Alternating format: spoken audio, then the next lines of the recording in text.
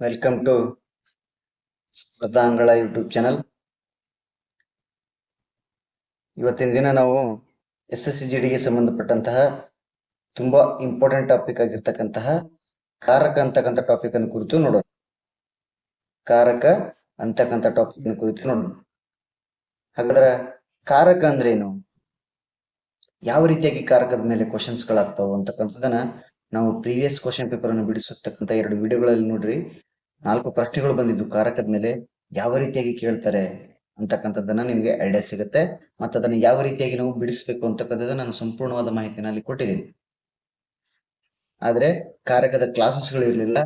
ಕೆಲವರಿಗೆ ಅರ್ಥ ಆಗಿರ್ಬೋದು, ಕೆಲವರಿಗೆ ಅರ್ಥ ಆಗಿರ್ಲಿಕ್ಕಿಲ್ಲ. ಹಾಗಾಗಿ ಒಮ್ಮೆ ಕ್ಲಾಸಸ್ ಅನ್ನ ನೋಡ್ಬಿಟ್ರೆ, ಕಾರಕ ಸಂಬಂಧಪಟ್ಟ ಟಾಪಿಕ್ ಬಗ್ಗೆ ನೀವು ಕ್ಲಾಸ್ ಅನ್ನ ನೋಡ್ಕೊಂಡಿದ್ದೆ ಅಂತಂದ್ರೆ ನಿಮ್ಗೆ ಅದು ಪ್ರೀವಿಯಸ್ ಕ್ವಶನ್ ಬಿಡಿಸುವಾಗ ಯಾವುದೇ ಕ್ವಶನ್ಗಳು ಬರಲಿ ಕಾರಕದ ಮೇಲೆ ಈಸಿಯಾಗಿ 1ರಿಂದ 2 ಮಾರ್ಕ್ಸ್ ನೀವು ತಗೋತೀರಿ. ಅದಕ್ಕೆ ನಾ ಗ್ಯಾರಂಟಿ ಕೊಡ್ತೇನೆ. ಯಾಕಂದ್ರೆ ಕೇವಲ 8 ಕಾರಕ ಮತ್ತೆ ಅದಕ್ಕೆ ಚಿಹ್ನೆಗಳದವು. ಆ ಚಿಹ್ನೆಗಳನ್ನು ನೀವು ನೆನ್ಪಿಟ್ಕೊಂಡ್ಬಿಟ್ಟಿದ್ದೆ ಅಂತಂದ್ರೆ ಕಾರಕದ ಮೇಲೆ ಯಾವುದೇ ಕ್ವಶನ್ ಕೇಳಿ ನೀವು ಮಿಸ್ ಮಾಡ್ಲಿಕ್ಕೆ ಚಾನ್ಸೇ ಇಲ್ಲ. ಅಷ್ಟು ಈಸಿಯಾಗಿರ್ತಕ್ಕಂಥ ಟಾಪಿಕ್ ಇದು. ಕಾರಕ ಅಂತಕ್ಕಂಥದ್ದು ತುಂಬಾ ಈಸಿ ಆಗಿರ್ತಕ್ಕಂಥ ಟಾಪಿಕ್. ಕೇವಲ ಚಿಹ್ನೆಗಳ ಮೇಲೆನೆ ನಾವು ಒಂದೊಂದು ಮಾರ್ಕ್ಸ್ ಗಳನ್ನು ತಗೋಬಹುದು.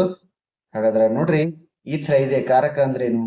ಹಾಗಾದ್ರೆ ಕಾರಕ ಅಂದ್ರೇನು, ಯಾವ ತರ ಬರುತ್ತೆ, ಕಾರಕ ಚಿಹ್ನೆಗಳು ಹೆಂಗ್ ಬರುತ್ತೆ. ನಾವು ಕನ್ನಡದೊಳಗೆ ಇದನ್ನ ವಿಭಕ್ತಿ ಪ್ರತ್ಯಯಗಳು ಅಂತ ಕರಿತೀವಿ. ಕನ್ನಡದೊಳಗ ಇದನ್ನ ನಾವು ವಿಭಕ್ತಿ ಪ್ರತ್ಯಯ ಅಂತ ಕರಿತೀವಿ, ಹೌದಾ? ವಿಭಕ್ತಿ ಪ್ರತ್ಯಯ ಅಂತ ಹೇಳಿ ಕರಿತೀವಿ. ಕನ್ನಡದೊಳಗೆ ನಿಮ್ಗೆ ಎಲ್ಲರಿಗೆ ಗೊತ್ತಿರೋ ಹಾಗೆ ವಿಭಕ್ತಿ ಪ್ರತ್ಯಯಗಳು ಎಲ್ಲರೂ ಹೇಳ್ತೀರಿ. ಪ್ರಥಮ ಉ, ದ್ವಿತೀಯ ಅನ್ನು, ತೃತೀಯ ಇಂದ, ಚತುರ್ಥಿ ಗೆ ಇಗೆ, ಪಂಚಮಿ ದೆಸೆಯಿಂದ, ಷಷ್ಠಿ ಅ, ಸಪ್ತಮಿ ಅಲ್ಲಿ, ಸಂಬೋಧನ ಒಳ್ ಅಂತಕ್ಕಂಥ ಸಂಬೋಧನ ಅಂತಕ್ಕಂಥ ಕಾರಕಗಳು ಬರ್ತಾವು. ಅದನ್ನ ನಾವು ಹಿಂದಿ ಒಳಗೆ ಯಾವ ರೀತಿಯಾಗಿ ನೋಡ್ಬೇಕು, ಯಾವ ರೀತಿಯಾಗಿ ಬರ್ತವೆ, ವಿಭಕ್ತಿ ಕಾರಕಗಳು ಹೆಂಗ್ ಬರುತ್ತೆ, ಮತ್ತೆ ಚಿಹ್ನೆಗಳು ಯಾವ ರೀತಿಯಾಗಿ ಬರ್ತಾವು, ಪ್ರತ್ಯಯಗಳು ಅಂತಕ್ಕಂಥದ್ದನ್ನ ನೋಡೋಣ. ತುಂಬಾ ಈಸಿ ಆಗಿರ್ತಕ್ಕಂಥ ಟಾಪಿಕ್. ಕೇವಲ ಒಂದು 8ರಿಂದ 9 ಚಿಹ್ನೆಗಳನ್ನ ನೆನಪಿಟ್ಕೊಳ್ಳೋದ್ರಿಂದ ನಿಮ್ಗೆ 1 ಮಾರ್ಕ್ಸ್ ತುಂಬಾ ಕಟ್ಟಿಟ್ಟು ಬಿಡ್ತೀವಿ. ತುಂಬಾ ಈಸಿ ಆಗಿರ್ತಕ್ಕಂಥದ್ದು. ಯಾರು ನೆಗ್ಲೆಕ್ಟ್ ಮಾಡಕ್ ಹೋಗ್ಬೇಡ್ರಿ. ಬೇಗ ಕ್ಲಾಸ್ ಅನ್ನ ಸ್ಟಾರ್ಟ್ ಮಾಡೋಣ. ಹಾಗಾದ್ರೆ ಯಾರೆಲ್ಲ ನೀವು ನಮ್ಮ ಇನ್ನು ಸ್ಪರ್ಧಾಂಗಳ ಯೂಟ್ಯೂಬ್ ಚಾನಲ್ಗೆ ಸಬ್ಸ್ಕ್ರೈಬ್ ಮಾಡ್ಕೊಂಡಿಲ್ಲ, ಬೇಗ ಸಬ್ಸ್ಕ್ರೈಬ್ ಮಾಡ್ಕೊಳ್ರಿ. ಹಾಗೆ ನಿಮ್ಮ ಫ್ರೆಂಡ್ಸ್ಗೂ ಕ್ಲಾಸ್ ಅನ್ನ ಶೇರ್ ಮಾಡ್ರಿ. ಕ್ಲಾಸಸ್ ಇಷ್ಟ ಆತಂದ್ರೆ ಲೈಕ್ ಕೊಡ್ತಾ ಹೋಗ್ರಿ ಅಂತ ಹೇಳ್ತಾ ತರಗತಿಯನ್ನ ಪ್ರಾರಂಭ ಮಾಡೋಣ. ಕಾರಕ ಅಂತಕ್ಕಂಥದ್ದು. ಹಾಗಾದ್ರೆ ಕಾರಕ ಅಂದ್ರೆ ಏನು, ವ್ಯಕ್ತಿ ಪ್ರತ್ಯಯ ಅಂದ್ರೆ ಏನು? कारक ಅಂದ್ರೆ ಹೀಗೆ ರೀತಿ ಕರೀತೀವಿ ನೋಡ್ರಿ. संज्ञा या सर्वनाम के उस रूप को कारक कहते हैं. संज्ञा या सर्वनाम के उस रूप को कारक कहते हैं ಅಂತಕ್ಕಂಥದ್ದನ್ನ ಹೇಳುತ್ತೆ. ಸಂಜ್ಞಾ ಅಂದ್ರೆ ನಿಮ್ಗೆ ಹೇಳಿದೆ. ಸಂಜ್ಞಾ ಅಂತಕ್ಕಂಥ ಒಂದು ಟಾಪಿಕ್ ಅನ್ನು ಮಾಡಿದ್ದೀನಿ. ಸಂಜ್ಞಾ ಅಂದ್ರೆ ನಾವು ಕನ್ನಡದೊಳಗ ನಾಮಪದ ಅಂತ ಕರಿತೀವಿ. ಸಂಜ್ಞಾ ಅಂದ್ರೆ ಕನ್ನಡದೊಳಗ ನಾಮಪದ ಅಂತ ಕರಿತೀವಿ. ಯಾವುದೇ ವ್ಯಕ್ತಿ, ವಸ್ತು ಮತ್ತು ಸ್ಥಾನಗಳ ಬಗ್ಗೆ, ಯಾವುದೇ ವ್ಯಕ್ತಿ, ವಸ್ತು ಮತ್ತು ಸ್ಥಾನಗಳ ಬಗ್ಗೆ ಅಧ್ಯಯನ, ಅದಕ್ಕೆ ಹೆಸರಿಟ್ಟನ್ನು ಕರಿತೀವಲ್ಲ, ಅದನ್ನ ನಾಮಪದ ಅಂತ ಕರಿತೀವಿ, ಹೌದಾ? ಹಾಗಾದ್ರೆ ಸರ್ವನಾಮ ಅಂದ್ರ ನಾಮಪದದ ಬದಲಾಗಿ ಬಳಸುವಂತ ಪದಗಳನ್ನ ಸರ್ವನಾಮ ಪದಗಳು ಅಂತ ಕರಿತೀವಿ ಅಂತೇಳಿ ಸರ್ವನಾಮ ಒಂದು ಟಾಪಿಕ್ ಕೂಡ ಮಾಡಿದೀವಿ. ಅದು ಕೂಡ ನಮ್ಮ ಸ್ಪರ್ಧಾಂಗಳ ಯೂಟ್ಯೂಬ್ ಚಾನಲ್ SSCGDಗೆ ಸಂಬಂಧಪಟ್ಟಂತಹ ಪ್ಲೇ ಲಿಸ್ಟಿಗೆ ಹೋದ್ರೆ ಕ್ಲಾಸಸ್ಗಳು ನಿಮಗೆ ತುಂಬಾ ಉಪಯುಕ್ತವಾದಂತಹ ಕ್ಲಾಸ್ಗಳು, ಕನ್ನಡದಲ್ಲಿ ಈಸಿಯಾಗಿ ಎಕ್ಸ್ಪ್ಲೇನ್ ಮಾಡಿರ್ತಕ್ಕಂಥ ಕ್ಲಾಸಸ್ಗಳು ನೋಡ್ರಿ ಅಂತ ಹೇಳ್ತಾ, ನಾಮಪದ ಮತ್ತು ಸರ್ವನಾಮ ಪದಗಳ ರೂಪವನ್ನ ನಾವು ಕಾರಕ ಅಂತ ಕರಿತೀವಿ. ಹಾಗಾದ್ರೆ ಅದರ ಅರ್ಥ, ಪರಿಭಾಷೆ, ವಾಕ್ಯ ಏನಪ್ಪಾ ಅಂತಂದ್ರೆ, संज्ञा या सर्वनाम को क्रिया के साथ संबंध बताने वाले शब्द को, संबंध बताने वाला शब्द को कारक कहते हैं ಅಂತಕ್ಕಂಥದ್ದನ್ನು ಹೇಳುತ್ತಾರೆ. ಏನಪ್ಪಾ ಅಂತಂದ್ರೆ, ಸಂಜ್ಞಾ ಮತ್ತು ಸರ್ವನಾಮ ಪದಗಳು ಕ್ರಿಯೆಯ ಜೊತೆ ಯಾವ ರೀತಿಯಾಗಿ ಸಂಬಂಧಗಳು ಇರ್ತವೆ, ಒಂದು ಕ್ರಿಯೆಯ ಜೊತೆ ಸಂಜ್ಞಾ ಮತ್ತು ಸರ್ವನಾಮ ಯಾವ ರೀತಿಯಾಗಿ ಕ್ರಿಯೆಗಳು ಇರುತ್ತೆ ಅಂತಕ್ಕಂಥದ್ದನ್ನು ತಿಳಿಸುವುದನ್ನೇ ನಾವು ಕಾರಕ ಅಂತ ಹೇಳಿ ಕರಿತೀವಿ. ನಾಮಪದ ಮತ್ತು ಸರ್ವನಾಮ ಪದಗಳು ಕ್ರಿಯಾಪದದ ಜೊತೆ ಯಾವ ರೀತಿಯಾಗಿ ಸಂಬಂಧಗಳು ಇರುತ್ತೆ, ಒಂದು ಪದದ ಇನ್ನೊಂದು ಪದಕ್ಕೆ ಯಾವ ರೀತಿ ಸಂಬಂಧವನ್ನು ಕೂಡಿಸುತ್ತೆ ಅಂತಕ್ಕಂಥದ್ದನ್ನ ಹೇಳುವುದೇ ಕಾರಕಗಳು. ಯಾವ ರೀತಿಯಾಗಿ ಇರ್ತವು ಅದನ್ನ ನಾವು ಎಕ್ಸಾಂಪಲ್ ನೋಡುವಾಗ ಹೇಳೋಣ. ಹಾಗಾದ್ರೆ ಸಂಜ್ಞಾ ಯಾ ಸರ್ವನಾಮ को क्रिया के साथ संबंध बताने वाले शब्द को कारक कहते हैं. ಹಾಗಾದ್ರೆ ನೋಡ್ರಿ, वास्तव में कारक विभक्तियां चिन्हों से युक्त संज्ञा या सर्वनाम होते हैं.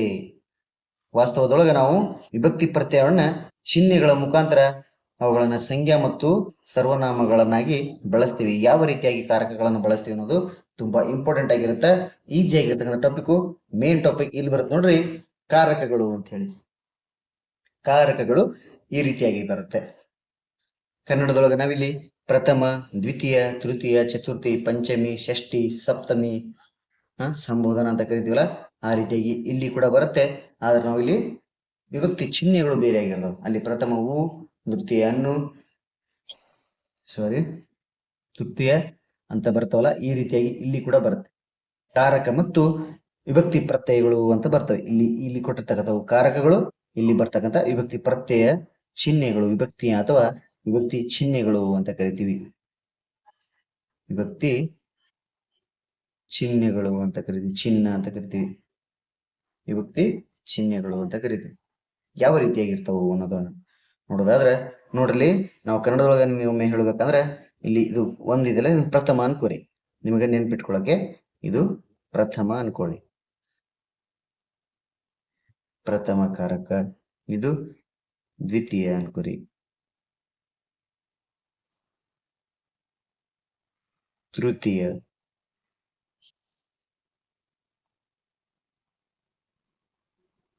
ಚತುರ್ಥಿ, ಪಂಚಮಿ, ಷಷ್ಠಿ, ಸಪ್ತಮಿ ಮತ್ತು ಸಂಬೋಧನ.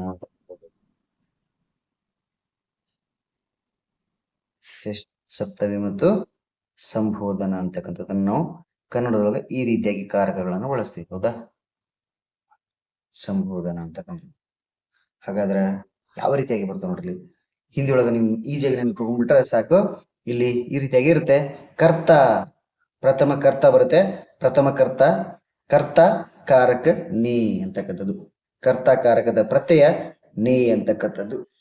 ಕರ್ತ ಕಾರಕ ನೇ, ಕರ್ಮ ಕಾರಕ ಕೋ, ಕರ್ಮ ಕಾರಕ ಕೋ ಅಂತಕ್ಕಂಥದ್ದು ಬರುತ್ತೆ. ಕರ್ತ ಕಾರಕನೇ, ಕರ್ಮ ಕಾರಕ ಕೋ. ಕರ್ಣ ಕಾರಕ ಸೇ ದ್ವಾರ ಅಂತಕ್ಕಂಥದ್ದು, ಇಲ್ಲಿ ಸೇ ದ್ವಾರ ಅಂತಕ್ಕಂಥದ್ದು ಬರುತ್ತೆ. ಇದರಿಂದ ಅಂತಕ್ಕಂಥ ಪದವನ್ನು ಬಳಸ್ತೀವಿ. ಇದರಿಂದ, ಇಂದ ಅಂತಕ್ಕಂಥ ಬಳಸ್ತೀವಿ ನೋಡ್ರಿ.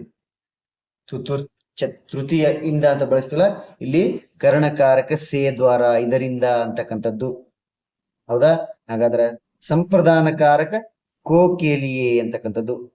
ಸಂಪ್ರದಾನ ಕಾರಕ ಕೋಕೆಲಿಯೇ, ಅಪದಾನ ಕಾರಕ ಸೇ ಅಲಗ ಹೋನಾ, ಇದರಿಂದ ಬೇರ್ಪಡುವಂತಕ್ಕಂಥ ಅರ್ಥವನ್ನು ಕೊಡುತ್ತೆ. ಇದು ಅಪದಾನ ಕಾರಕ ಸೇ ಅಲಗ ಹೋನಾ.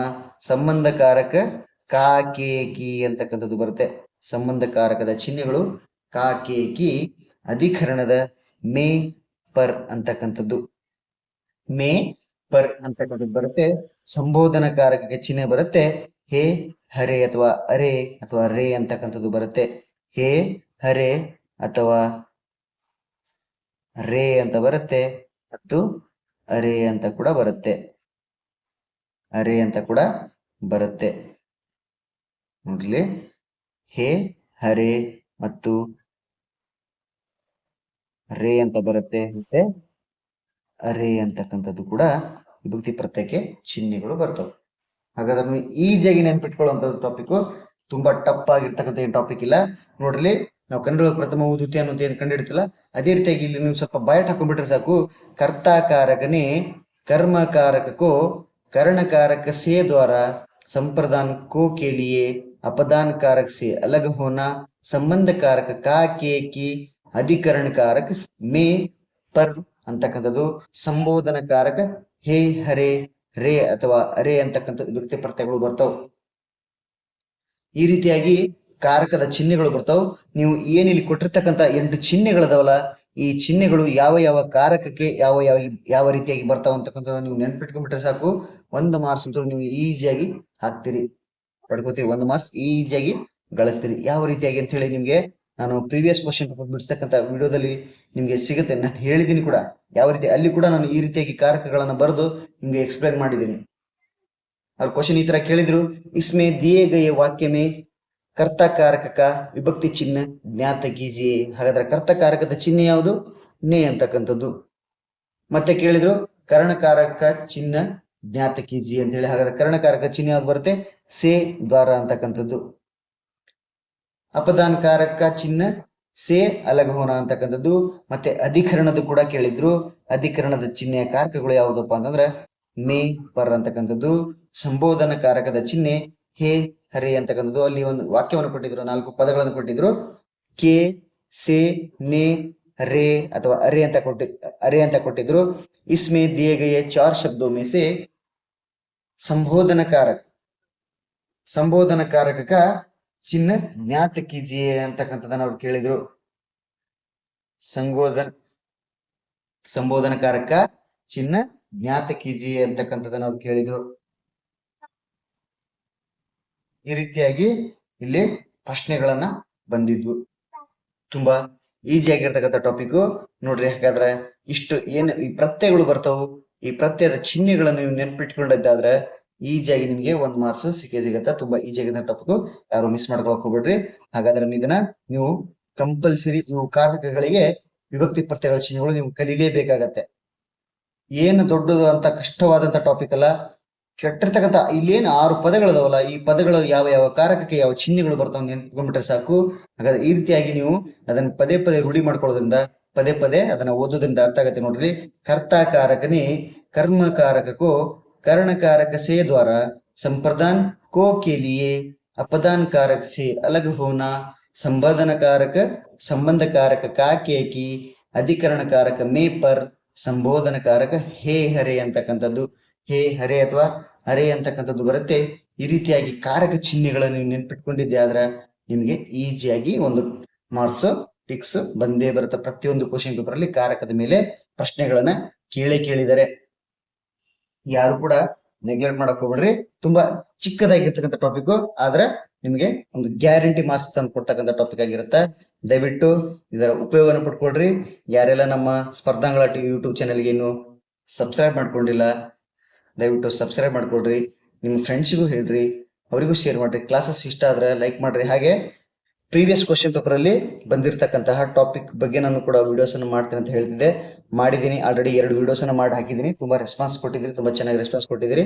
ಎಲ್ಲರಿಗೂ ಧನ್ಯವಾದ. ಹಾಗೆ ಅದರ ಜೊತೆ ಮತ್ತೆ ಬರ್ತಕ್ಕಂಥ ಇನ್ನು ಯಾವ ರೀತಿಯಾಗಿ ಇನ್ನೂ ಹೆಚ್ಚಿನ ಪ್ರೀವಿಯಸ್ ಕ್ವಶನ್ ಪೇಪರ್ ಯಾವ ರೀತಿಯ ಟಾಪಿಕ್ಗಳ ಮೇಲೆ ಯಾವ ರೀತಿ ಕ್ವಶನ್ಗಳ ಕೇಳಿದ್ದಾರೆ ಅಂತಕ್ಕಂಥದ್ದು ನಾನು ವಿಡಿಯೋಸ್ ಎಲ್ಲ ಮಾಡ್ತಾ ಇದ್ದೀನಿ. ಅವು ಕೂಡ ಎಕ್ಸಾಮ್ ಹತ್ರ ಇರೋದ್ರಿಂದ ಆ ವಿಡಿಯೋಸ್ಗಳು ತುಂಬಾ ನಿಮ್ಗೆ ಅನುಕೂಲ ಆಗತ್ತಂತ ನಾನು ಅನ್ಕೊಂಡಿದ್ದೀನಿ. ಎಕ್ಸಾಮ್ ಹತ್ರ ಇರೋದ್ರಿಂದ ನಾವು ಪ್ರೀವಿಯಸ್ ಕ್ವಶನ್ ಪೇಪರ್ ಅನ್ನು ಬಿಡಿಸಿದ್ರೆ ನಮ್ಗೆ ಯಾವ ರೀತಿಯಾಗಿ ಕ್ವಶನ್ಸ್ ಗಳು ಕೇಳ್ತಾರೆ, ಯಾವ ರೀತಿಯಾಗಿ ಕ್ವಶನ್ಸ್ ಗಳು ಬರ್ತಾವ, ಅದರಲ್ಲಿ ಯಾವ ಟಾಪಿಕ್ ಮೇಲೆ ಕ್ವಶನ್ ಕೇಳಿದ್ದಾರೆ ಅಂತಕ್ಕಂಥದ್ದು ನಿಮ್ಗೆ ಒಂದು ಕ್ಲಿಯರ್ ಕಟ್ ಐಡಿಯಾ ಸಿಗುತ್ತೆ. ಹೌದಾ? ಆ ಐಡಿಯಾ ಸಿಗೋದ್ರಿಂದ ನಾವು ಯಾವ ಸಬ್ಜೆಕ್ಟ್ ಅನ್ನ ಇನ್ನು ಯಾವ ಟಾಪಿಕ್ ಅನ್ನ ಓದ್ಕೊಂಡಿಲ್ಲ ಅಂತಕ್ಕಂಥದ್ದು ಕೂಡ ನಿಮ್ಗೆ ಗೊತ್ತಾಗುತ್ತೆ. ಹಾಗಾಗಿ ದಯವಿಟ್ಟು ಸ್ಪರ್ಧಾಂಗಳ ಯೂಟ್ಯೂಬ್ ಚಾನಲ್ ಹೋದ್ರೆ ಅಲ್ಲಿ ಪ್ರೀವಿಯಸ್ ಕ್ವಶನ್ ಪೇಪರ್ ಅನ್ನ ಬಿಡಿಸ್ತಕ್ಕಂಥ ಕ್ಲಾಸಸ್ಗಳು ಕನ್ನಡದೊಳಗೆ ಎಕ್ಸ್ಪ್ಲೈನ್ ಮಾಡಿದ್ದೀನಿ. ವಿತ್ 4 ಆಪ್ಷನ್ಗೆ ಕೊಟ್ಟಿರ್ತಕ್ಕಂಥ 4 ಆಪ್ಷನ್ಗೂ ಕೂಡ ನಾನು ಉತ್ತರಗಳನ್ನು ಹೇಳುವಂತ ಪ್ರಯತ್ನವನ್ನು ಮಾಡಿದ್ದೀನಿ. ಅದರೊಳಗೆ ಕೇವಲ 1 ಪ್ರಶ್ನೆಗೆ 1 ಉತ್ತರವನ್ನು ಹೇಳಿ ಹೋಗಿಲ್ಲ.